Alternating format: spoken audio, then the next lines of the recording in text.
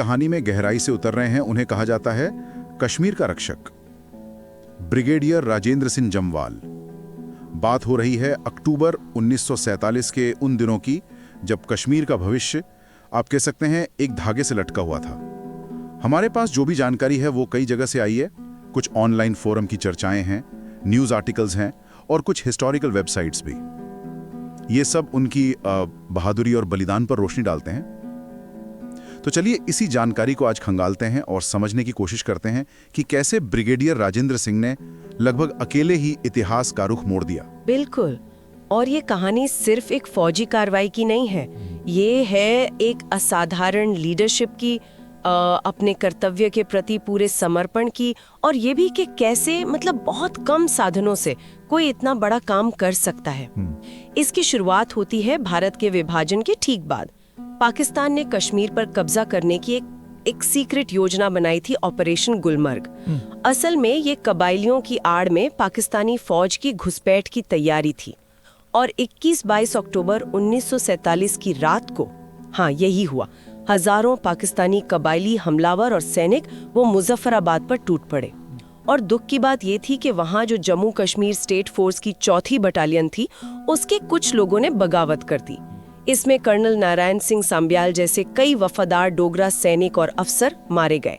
नतीजा, श्रीनगर तक का जो रास्ता था करीब 180 किलोमीटर वो हमलावरों के लिए लगभग खुल गया। बाप रे, ऐसी खतरनाक स्थिति में फिर 22 अक्टूबर को महाराजा हरि सिंह ने अपने सेना प्रमुख ब्रिगेडियर राजेंद्र सिंह को बुलाया होगा। उन्हें आदेश क्या मिला? सामने इतनी बड़ी फौज थी हमलावरों की। आदेश बिल्कुल सीधा और बहुत गंभीर था। आखिरी सैनिक और आखिरी गोली तक दुश्मन को रोके रखो, तब तक जब तक कि भारतीय सेना मदद के लिए ना आ जाए। ब्रिगेडियर राजेंद्र सिंह, जिनका जन्म बाघुड़ा गांव के एक जाने माने सैन्य डोगरा राजपूत परिवार में हुआ था 14 जून 1899 को, और जिनका पूरा परिवार पीढ़ियों से फौज में सेवा दे रहा था, वो इस लगभग नामुमकिन से लगने वाले काम के लिए तैयार थे। लेकिन सवाल यह है कि उनके पास था क्या लड़ने के लिए? मैंने सुना है कि सैनिक बहुत ही कम थे, शायद सिर्फ 150-200। ये तो एक तरह से सुसाइड मिशन जैसा लगता है। हाँ, ये आंकड़े सच में चौंकाने वाले हैं। उनके पास मुश्किल से 150 से 200 सैनिक थे, और इनमें भी कई तो सहायक कर्मचारी थे, जैसे रसोइये, धोबी, जिन्हें मजबूरी में बंदूक पकड़नी पड़ी। हथियार वो भी पुराने थे। और सामने कौन थे? करीब 5000 से 6000 कबायली और पाकिस्तानी सैनिक। उनके पास हथियार भी बेहतर थे, रसद भी। 150 बनाम 6000, ये तो यकीन करना मुश्किल है। फिर उन्होंने मुकाबला किया कैसे? क्या रणनीति रही होगी उनकी? ब्रिगेडियर सिंह ने बिल्कुल वक्त नहीं गवाया। उन्होंने फौरन जो भी निजी बसें और ट्रक मिले उनमें सैनिकों को भरा और श्रीनगर से उरी के लिए निकल पड़े। 23 अक्टूबर को गढ़ी में पहली मुठभेड़ हुई। संख्या में इतने कम होने के बावजूद भी उन्होंने हमलावरों को एकदम चौंका दिया। उनकी रणनीति आमने सामने की लड़ाई की नहीं थी, बल्कि दुश्मन को उलझाए रखने की, धीमा करने की, और आप कह सकती हैं गुरिल्ला टैक्टिक्स अपनाने की थी। सबसे बड़ा कदम था 24 अक्टूबर को उरी का पुल उड़ा देना। इस एक एक्शन ने हमलावरों की बढ़त को कई घंटों, शायद पूरे एक दिन के लिए रोक दिया।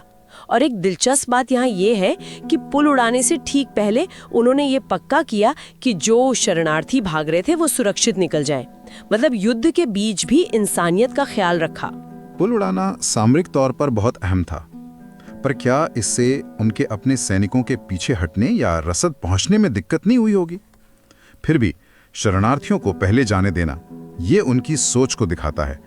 अच्छा, इसके बाद क्या हुआ? बिल्कुल, देखिए, हर फौजी फैसले के अपने नफे नुकसान होते हैं, पर उस वक्त दुश्मन को रोकना सबसे जरूरी था। इसके बाद वो एक योजना के तहत पीछे हटते गए। महूरा, रामपुर, बोनियार, हर जगह पुलों को नष्ट करते हुए और दुश्मन को उलझाते हुए उन्होंने लगातार 4 दिन तक हमलावरों को श्रीनगर के दरवाजे तक पहुंचने से रोके रखा, जमीन के हर इंच के लिए लड़ते हुए। और उनका अंत, ये 4 दिन की लड़ाई रुकी कैसे? 26-27 अक्टूबर की रात थी। बुनियार के पास सेरी नाले पर दुश्मन ने उनके छोटे से काफिले पर घात लगाकर हमला कर दिया, एम्बुश। उनके ड्राइवर शहीद हो गए। ब्रिगेडियर सिंह खुद बुरी तरह घायल हो गए। उनकी दाहिनी टांग में गोली लगी थी। फिर भी वो गाड़ी चलाते रहे। जब चोट बहुत बढ़ गई तो उन्होंने अपने बचे हुए सैनिकों को पीछे हटकर मोर्चा संभालने का हुक्म दिया और कहा कि उन्हें वहीं सड़क किनारे एक पुलिया के नीचे लिटा दें, वो वहीं से कवरिंग फायर देंगे। 27 अक्टूबर 1947 को लड़ते लड़ते उन्होंने वीर गति प्राप्त की। 4 दिन, ये 4 दिन जो उन्होंने दुश्मन को रोके रखा, इसका असली महत्व क्या था कश्मीर के लिए? ये 4 दिन सिर्फ लड़ाई के दिन नहीं थे, ये वो 4 दिन थे जिन्होंने कश्मीर का भविष्य तय कर दिया। इसी दौरान 26 अक्टूबर 1947 की शाम को महाराजा हरि सिंह ने भारत के साथ विलय पत्र यानी इंस्ट्रूमेंट ऑफ एसेशन पर दस्तखत किए और ठीक अगले दिन 27 अक्टूबर की सुबह जिस वक्त ब्रिगेडियर सिंह शहीद हुए, उसी वक्त कर्नल रंजीत राय के नेतृत्व में भारतीय सेना की पहली टुकड़ी सिख रेजिमेंट वो श्रीनगर हवाई अड्डे पर उतर चुकी थी। तो ब्रिगेडियर सिंह का ये जो बलिदान था, उसी ने भारतीय सेना को कश्मीर घाटी बचाने के लिए वो कीमती वक्त दिया। जैसा कि डॉक्टर कर्ण सिंह जी ने, जो महाराजा हरि सिंह के बेटे हैं, उन्होंने भी कहा है कि अगर ब्रिगेडियर राजेंद्र सिंह ने उन 4 दिनों तक हमलावरों को न रोका होता तो आज शायद कश्मीर का इतिहास, यहाँ तक कि भूगोल भी कुछ और होता। उनके इस काम ने कश्मीर को भारत का हिस्सा बनाए रखने में एक निर्णायक, एक बहुत बड़ी भूमिका निभाई। इतनी बड़ी वीरता, इतना बड़ा बलिदान, उन्हें सम्मान क्या मिला इसके लिए?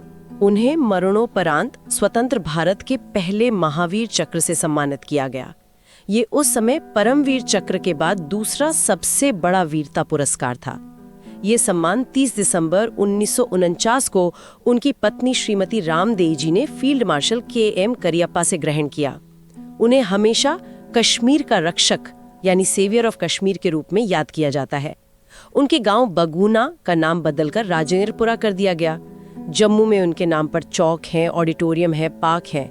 हालांकि आज भी बहुत से लोग ये मानते हैं कि उनका जो ये बलिदान था, जो अद्वितीय था, उसके लिए उन्हें भारत का सर्वोच्च वीरता पुरस्कार परमवीर चक्र या शायद भारत रत्न मिलना चाहिए था। तो ये थी ब्रिगेडियर राजेंद्र सिंह जम्वाल की कहानी। मतलब मुश्किल हालात में बेमिसाल हिम्मत, गजब की फौजी सूझबूझ और देश के लिए सबसे बड़ा बलिदान देने की एक असाधारण गाथा। हाँ, उनकी विरासत सिर्फ वीरता की कहानी नहीं है, ये भी दिखाती है कि कैसे एक असाधारण नेतृत्व और जिसे कहते हैं असिमेट्रिक वॉरफेयर यानी एसिमेट्रिक वॉरफेयर की गहरी समझ से बहुत ही सीमित साधनों के बावजूद कोई अकेला इंसान भी इतिहास का रुख कैसे मोड़ सकता है। सोचिए, 150 सैनिकों से 6000 हमलावरों को 4 दिन तक रोकना, ये कोई मामूली बात नहीं थी। और ये कहानी हमें सोचने पर मजबूर करती है कि आज के समय में इस तरह के निस्वार्थ नेतृत्व की, अपने कर्तव्य के प्रति ऐसी निष्ठा की और ऐसे बलिदान का क्या महत्व है।